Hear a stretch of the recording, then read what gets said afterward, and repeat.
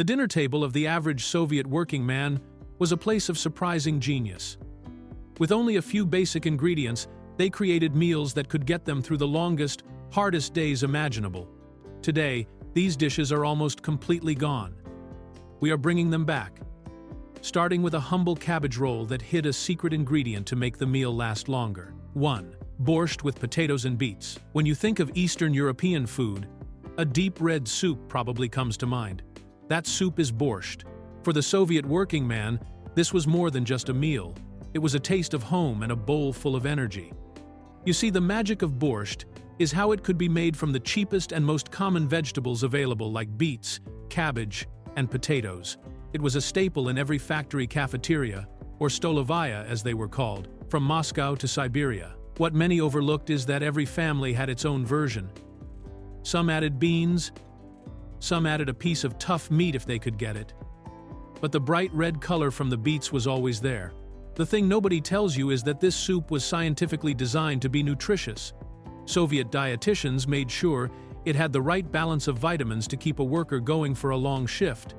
A simple dollop of sour cream on top added fat and calories, making it a perfectly engineered meal. It was a true wow factor of culinary planning. This iconic red soup was the undisputed king of the Soviet dinner table. But it had a close relative, a simpler, greener soup, that was just as important for survival. 2. Shchi with rye bread. Not all things are what they seem, especially when it comes to soup. At first glance, shchi looks like a paler, less exciting version of borscht. But this cabbage soup was the true, everyday hero of the Soviet kitchen. The reason is simple. Cabbage was incredibly cheap, easy to grow, and could be preserved for the entire winter as sauerkraut. This made shchi the ultimate meal for hard times. You see, a working man could come home to a steaming bowl of shchi, served with a thick slice of black rye bread, and feel satisfied. The soup was sour, savory, and incredibly warming. Many people are crazy about complex flavors, but the beauty of shchi was its simplicity. It was often made with just cabbage, a few carrots, onions, and maybe a potato. The most shocking fact is that historians believe some version of shchi has been eaten in that part of the world for over 1,000 years. It's a dish that has seen empires rise and fall. It was the taste of resilience. While cabbage was the heart of many meals, another humble food was the absolute foundation of the worker's diet. 3. Buckwheat kasha with onions. To put it mildly, buckwheat or kasha was the engine of the Soviet workforce. It might not look like much, just a pile of brownish grains. But for millions of people, a plate of kasha with fried onions and a little bit of oil was the difference between having energy and going hungry. It was served with almost everything, but it was also a full meal on its own. What many overlooked is the sheer nutritional power of this stuff. Kasha is packed with protein and fiber, meaning it keeps you full for a very long time. This was incredibly important for a man working a 12-hour shift in a steel mill. The thing nobody tells you is that buckwheat is not actually a type of wheat or even a grain. It is a seed from a plant related to rhubarb. That is a real wow factor. It has an earthy, nutty flavor that is deeply satisfying. A big spoonful of kasha was a taste of security. Kasha was the perfect partner for the main event on the plate, which was often a humble but beloved patty. 4. Kotleti with mashed potatoes. Many people are crazy about American hamburgers, but the Soviet Union had its own version, called kotleti. But not all things are what they seem. A kotleta was not just a meat patty. It was a masterpiece of stretching ingredients. You see, meat was often expensive and hard to find, so to make a small amount of ground meat feed a whole family, cooks would mix it with a large amount of fillers. The most common additions were stale bread soaked in milk or water, grated onions, and sometimes even oatmeal. This made the kotleti soft, juicy, and much larger than the actual meat content would suggest. It was a clever trick that became a national dish, served with a pile of creamy mashed potatoes and maybe some pickled vegetables. This was the ultimate comfort food for the working man. It was a hearty, familiar meal that tasted like home, even when it was served on a metal tray in a noisy factory cafeteria. These patties were a genius way to use ground meat, but an even more beloved dish wrapped that same meat in a delicate dough. 5. Pelmeni and broth. If the Soviet Union had a national dish that everyone loved, From young children to old grandfathers, it was pelmeni. These were small dumplings, little pillows of dough filled with a mixture of ground meats like pork and beef, and seasoned with onion and garlic. The thing nobody tells you is that making pelmeni was a huge family event. Families would gather in the kitchen for hours, making hundreds of these little dumplings at a time. They would then freeze them by placing them outside on trays in the brutal winter cold. This gave them a ready-to-go meal for weeks. For a working man, a bowl of boiled pelmeni, floating in a simple, clear broth with a spoonful of sour cream or a dash of vinegar, was the perfect dinner. It was warm, savory, and incredibly filling. What many overlooked was that pelmeni were a connection to an older, pre-Soviet past, a taste of tradition that survived through even the hardest times. These little meat dumplings were a true treasure, but their cousin, filled with a much cheaper ingredient, was on the dinner table even more often. 6. Vareniki with potato filling. Vareniki were the close cousins of pelmeni, but with a major difference. Instead of meat, they were usually filled with something much more affordable: mashed potatoes. To put it mildly, this was the ultimate budget meal. Potatoes were the backbone of the Soviet diet, and turning them into a delicious dumpling filling was a common practice. The dough was simple, just flour, water, and salt. The filling was often just potatoes mixed with fried onions for extra flavor. You see, a working man could eat a huge plate of Vareniki, topped with a little melted butter or sour cream, and be completely full for just a few kopecks or pennies. But not all things are what they seem. While potato was the most common filling, Vareniki could also be filled with farmer's cheese, cabbage, or even cherries for a sweet treat. They were versatile, and proved that even the simplest ingredients could be turned into something special. Wrapping fillings in dough was popular, but an even more common trick was to wrap them in a vegetable that was always available. 7. Golubtsy. Golubtsy, or cabbage rolls, were another brilliant invention of the resourceful Soviet kitchen. The idea was simple but genius. You take a humble cabbage leaf, soften it by boiling it for a few minutes, and then use it as a wrapper for a savory filling. This was another great way to make a small amount of meat go a long way. The filling was usually a mix of ground meat and rice, which bulked it up and made it more satisfying. What many overlooked was the slow cooking process. The cabbage rolls were packed tightly into a pot and simmered slowly in a thin tomato sauce. This made the cabbage incredibly tender and infused the entire dish with flavor. For a working man, Golubtsy felt like a special occasion meal, even though it was made from very cheap ingredients. It was a complete dinner in one package, with vegetables, grains, and a bit of meat, all rolled up together. This dish showed the cleverness of using cabbage as a wrapper, but the next meal was a one-pot wonder that combined rice and meat in a completely different way. 8. Plav. Many people are crazy about rice dishes, and the Soviet Union adopted one from Central Asia and made it its own. This dish was called Plav. It is a hearty rice pilaf that became a favorite across all 15 Soviet republics. The classic version was made with chunks of lamb or beef, but for the average working man, the meat was often minimal. The real stars of the dish were the rice, onions, and especially the shredded yellow carrots. The carrots would be slow-cooked in oil until they became sweet and tender, giving the entire dish its signature color and flavor. What many overlooked is that Plav was a perfect meal for communal eating. It was often cooked in a single large pot, a kazan, to feed a whole work crew or a large family. The most shocking fact is that the specific way the ingredients are layered in the pot and not stirred until the very end is a technique that is thousands of years old. It was a taste of ancient history on a modern worker's plate. While plov was a hearty meal from the south, our next dish was a sour and salty soup that could warm you up on the coldest northern nights.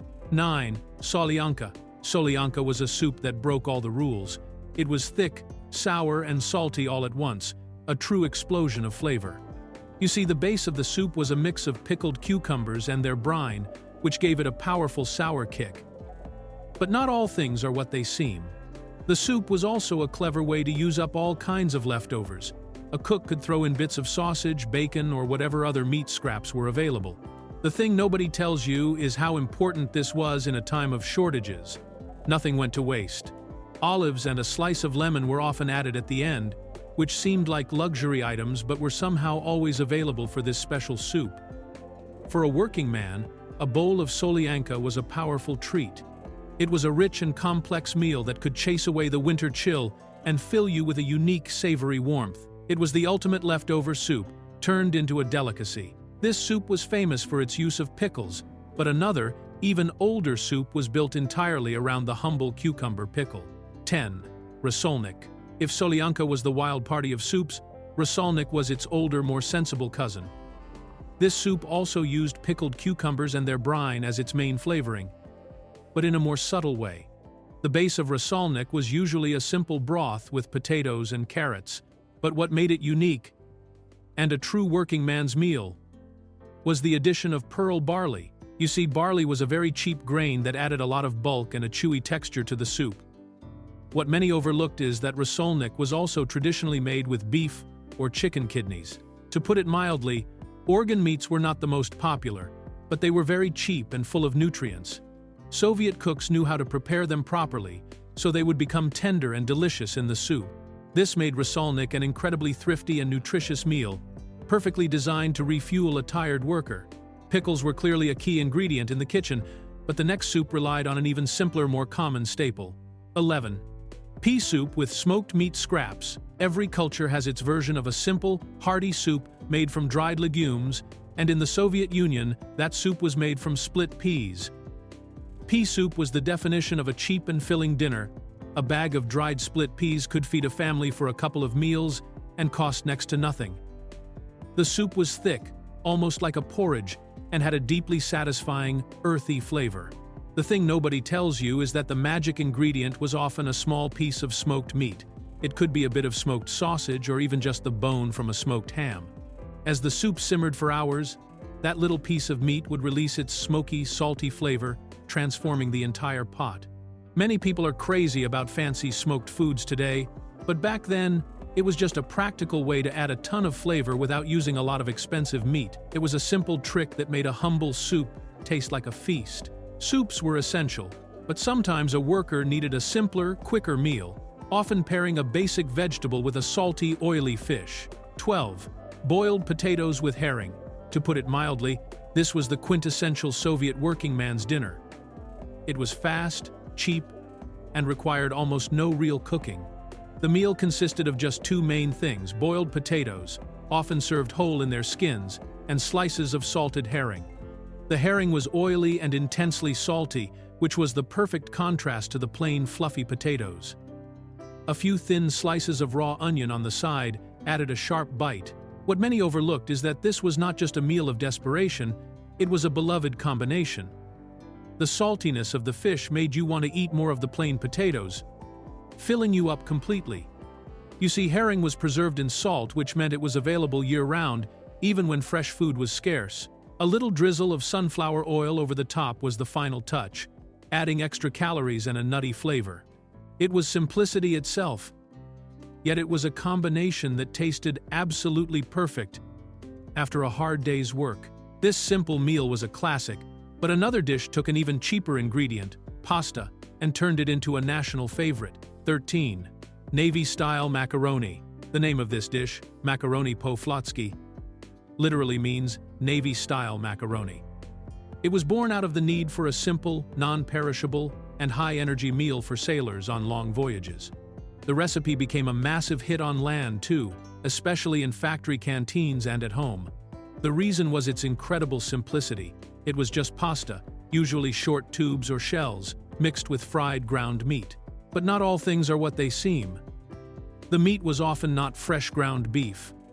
More commonly, it was tushonka, a type of canned stewed meat that every Soviet household had in its pantry. The cook would just open a can of tushonka, fry it with some onions until it was browned and crispy, and then toss it with the cooked pasta. The fat from the canned meat would coat the macaroni, creating a simple but delicious sauce. It was the ultimate one-pan meal for a hungry worker. Pasta was a beloved staple, but an even more common side dish was a vegetable that could be cooked in 100 different ways. 14. Stewed cabbage with sausage. If there was one vegetable that defined Soviet cuisine, it was cabbage.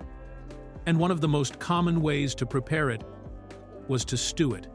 This dish, called tushenaya kapusta, was a warm, savory, and incredibly cheap meal. The cabbage was shredded, and then slow cooked with carrots, onions, and a little bit of tomato paste until it became soft, sweet, and tender. You see, this dish could be a simple side for kotleti or fish, but to make it a full dinner for a working man, small pieces of sausage were often added. The sausage was not always high quality. It was often a simple boiled sausage called kolbasa. But as it cooked with the cabbage, it would release its salty, fatty flavor, making the whole dish much richer and more satisfying. The most shocking fact is how much volume you could get from a single head of cabbage, making this one of the most economical meals imaginable. This humble dish was a classic, but when a family had a little extra money, they might try to make a simplified version of a famous, fancy dish. 15. Beef stroganoff, simplified. The original beef stroganoff was a fancy dish from 19th century Russia, made with tender strips of beef and a rich sour cream sauce. For the average Soviet worker, a meal like that was just a dream. So they invented a much simpler, more affordable version that still felt a little special. This was the working man's beef stroganoff. The thing nobody tells you is that the beef was often a cheaper, tougher cut of meat. To make it tender, it was cut into very small pieces and often stewed for a longer time. The sauce was the key. It was usually just a simple mix of sour cream and a little bit of tomato paste, thinned out with some water or broth. What many overlooked was that this simple sauce was incredibly delicious when poured over a plate of buckwheat kasha or mashed potatoes, soaking in and flavoring every bite. It was a way to have a taste of luxury on a working-class budget. Hot, hearty meals were perfect for the long winters, but when summer finally arrived, people craved something completely different, a soup that was shockingly cold. 16. Okroshka. Imagine a hot summer day after a long shift at the factory. The last thing you would want is a steaming bowl of borscht. The answer to this problem was Okroshka, a traditional cold soup that was incredibly refreshing. But not all things are what they seem. The ingredients sound very strange together. It was a mix of chopped boiled potatoes, hard-boiled eggs, radishes, cucumbers, and some kind of cooked meat, like boiled sausage. But here is the most shocking fact. All of these ingredients were then submerged in a cold, fizzy, slightly sour liquid called kvass. Kvass is a traditional fermented drink made from rye bread. To put it mildly, pouring a bread-based drink over a salad of potatoes and sausage sounds weird. But the result was a tangy, crunchy, and incredibly cooling meal. It was the perfect way for a worker to cool down and rehydrate on a hot day. This cold soup was a summer favorite, but for the rest of the year, another type of simple porridge was a breakfast and dinner staple. 17. Kasha porridge with butter. When we talked about buckwheat kasha, we were talking about a savory side dish. But the word kasha can refer to any kind of porridge made from grains, and these porridges were a cornerstone of the Soviet diet. Many people are crazy about oatmeal today, but Soviet workers were fueled by a variety of grains like semolina, millet, and barley. You see, a warm bowl of kasha in the morning, or for a simple dinner, was both comforting and incredibly cheap. The most common kind for kids and adults alike was semolina porridge, known as manaya kasha. It was soft, creamy, and smooth. What many overlooked was that the key to a good kasha was a generous lump of butter melted on top and a sprinkle of sugar. This added much-needed calories and made the plain porridge feel like a treat. It was the simple, reliable fuel that started and ended the day for millions. A simple bowl of porridge was great, but if a worker needed a meal on the go, they would grab a handful of savory, stuffed pies. 18. Piroshki. Piroshki were the Soviet Union's answer to fast food. These were small, baked or fried buns made from a soft yeast dough. The magic of piroshki was in the filling. They could be stuffed with almost anything, which made them a perfect way to use up leftovers. Common savory fillings included mashed potatoes, stewed cabbage, ground meat with onions, or even mushrooms. The thing nobody tells you is that these were not just a home-cooked food. All over the Soviet Union, you could find street vendors selling hot, fresh piroshki wrapped in a piece of paper. A working man could grab 2 or 3 of these for lunch and have a complete, satisfying meal without ever sitting down. They were cheap, portable, and delicious. You could even find sweet versions filled with jam or farmer's cheese. Piroshki were the taste of a quick, convenient, and hearty meal. These pies showed how to make a little meat go a long way, but the next dish used a different protein source that came in a can. 19. Fish cutlets from canned sardines. Meat was a luxury, but fish, especially canned fish, was much more accessible. This led to the creation of a truly unique dish, fish kotleti, or fish cakes, made from canned fish. The most common choice was sardines packed in oil or tomato sauce. You see, the entire contents of the can, oil and all, would be mashed up with a fork. To stretch this small amount of fish into a full meal, it was mixed with the usual fillers like soaked bread, cooked rice, or mashed potatoes. Then, it was formed into patties, coated in breadcrumbs, and fried until golden and crispy. What many overlooked was how surprisingly tasty these were. The strong flavor of the canned fish meant you did not need a lot of other seasonings. Served with a side of potatoes, this was a very common and incredibly cheap dinner that provided much-needed protein. Canned fish was a clever protein source, but sometimes the answer to a lack of meat was found in another humble plant. 20. Borscht with beans. We started with the classic borscht, but there was another version that was even more common during very hard times. This was borscht made with beans instead of meat. Beans were a fantastic source of protein, they were very cheap, and they could be stored for a long time. By adding a cup of cooked beans to the soup, a cook could make it much more hearty and filling without the expense of meat. The thing nobody tells you is that the beans added a wonderful creamy texture to the soup that was different from the meat version. It made the borscht feel even thicker and more substantial. For a working man, this was a complete meal in a bowl, providing vegetables, protein, and carbohydrates all at once. This small change was a perfect example of Soviet food philosophy, adapting a classic recipe to fit the reality of what was available in the stores that day. Beans were a great way to add protein, but another famous dish proved that the simple potato could be a star all on its own. 21. Potato pancakes, or Draniki. Draniki are a beloved dish from Belarus that became popular all across the Soviet Union. They are simple potato pancakes. To make them, raw potatoes are grated on the finest side of a grater, mixed with a little bit of flour and an egg to bind them together, and then pan-fried in oil until they are crispy and golden brown on the outside and soft and tender on the inside. You see, this was another incredibly cheap meal that could be made with ingredients that everyone had. The most crucial part of the meal was the generous dollop of sour cream served on top. The cool, tangy creaminess of the sour cream was the perfect contrast to the hot, crispy, savory pancake. Many people are crazy about French fries, but for a Soviet worker, a stack of hot Draniki was the ultimate potato treat. It was comfort food at its most basic and most delicious. Potatoes were king, but another cheap and healthy legume often made an appearance on the dinner table, especially in a hearty stew. 22. Stewed lentils with carrots. Lentils were another secret weapon in the Soviet kitchen. They were cheap, packed with protein, and cooked much faster than other dried beans. A very common working man's dinner was a simple lentil stew.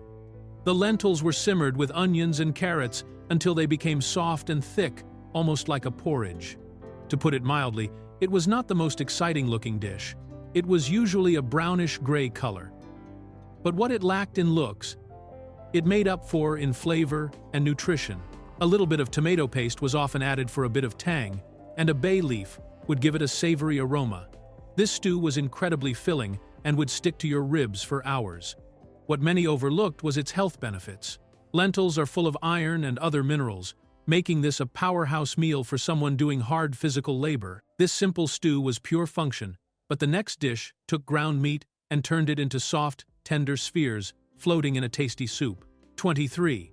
Meatball soup or Tefteli. While Kotleti were fried patties, Tefteli were meatballs, and they were usually served in a soup or a sauce. The meatballs themselves were made with the same clever trick as Kotleti.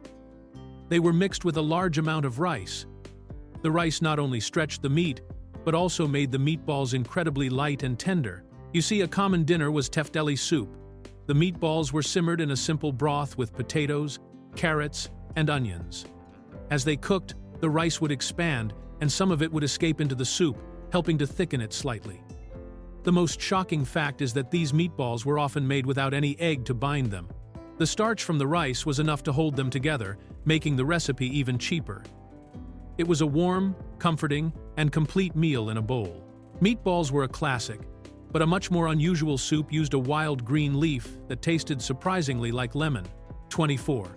Cabbage and shavel soup. We talked about the classic cabbage soup, but in the spring and early summer, another green soup appeared on dinner tables. This was shavel soup, made from a leafy green called sorrel. Sorrel grows wild in many parts of Eastern Europe, so it was a free ingredient that families could forage for themselves. The thing nobody tells you is that sorrel has an incredibly tangy and sour flavor, almost like a lemon. This gave the soup a bright, fresh taste that was a welcome change after a long winter of eating root vegetables. The soup was often made with potatoes and carrots, and a hard-boiled egg was almost always chopped and added to each bowl at the end. The richness of the egg yolk was the perfect balance to the sourness of the sorrel. It was a true taste of spring and a sign that warmer days were ahead. This foraged soup was a seasonal treat. But our final meal is the simplest of all, a dish that was more of a snack, but could easily become a full dinner. 25. Rye bread with cheese and onions. When there was truly nothing else in the house, or when a worker was too tired to cook, this was the final, reliable meal. It was a thick slice of dark, dense rye bread, sometimes called black bread. This bread was the absolute foundation of the diet. It was cheap, filling, and had a strong, slightly sour flavor. On top of the bread, one might put a slice of simple cheese, if available. More often, it was just a few thin slices of raw onion and a sprinkle of salt. The sharp, pungent bite of the raw onion was a powerful flavor that could make even a plain piece of bread feel like a real meal. Sometimes a slice of sallow or cured pork fat would be added for extra energy. You see, what many overlooked was that this was not a sad meal. It was a practical and respected part of the food culture, a taste of pure, unpretentious survival.